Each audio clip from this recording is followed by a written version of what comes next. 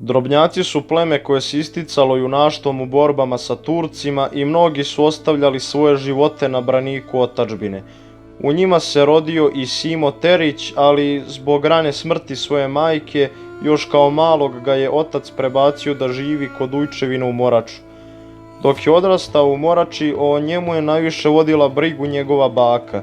Ona mu je pričala priče i pjevala pjesme o poznatim hajducima i junacima iz tih krajeva. Od malena zadojen junaštvom, kada je odrastao nije mogao zadugo da miruje čuvajući ovce, već se odmetnuo u uskočku četu Jakše Gačanina.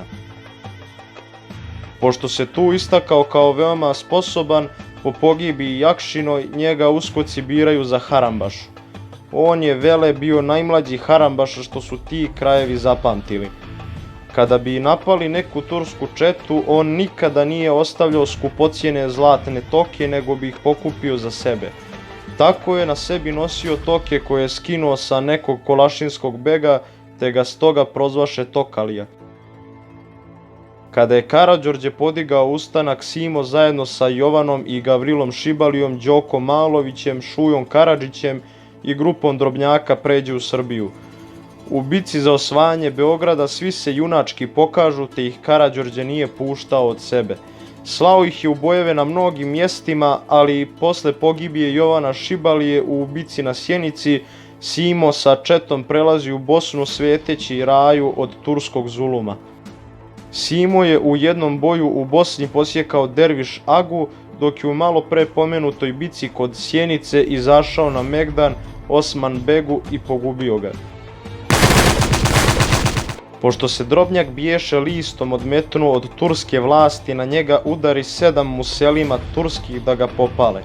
U bici na Pirnom dolu u najteži vakat Simo je doletio sa svojom družinom i sa isukanim jataganima učiniše juriš.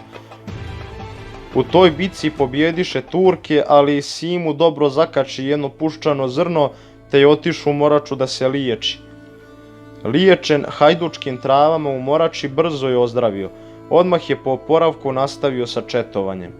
Nedugo zatim glavu mu je platio i pljevaljski zulumčar Selim Beg. Simo je neko vreme vrebao njega i on Sima, nikako da se sastanu. Onda se Harambaša dosetio da se preruši u seljaka i uđe u Pljevlja, ne bi li pronašao način da dođe glave Begu. Jedno veče Neopazice se uvuče u čardake Begu i uz pomoć nekog Begovog sluge uđe u odaje gdje je Beg spavao. Simo mu odseče glavu i sa njome ode u goru Hajdučku. Kasnije, kada je Sulejman Paša krv prolivao u starom Vlahu, Simo Tokalija na Megdan izazove Arslan Bega Šehovića. Arslanu je tada odletela glava, a Simo je ostao bez lijeve ruke. Od tada pa sve do svoje smrti je četovao, a narod je ispjevao pjesme o njemu da bi naši potomci znali kakav je silan uskok bio Simo Tokalija.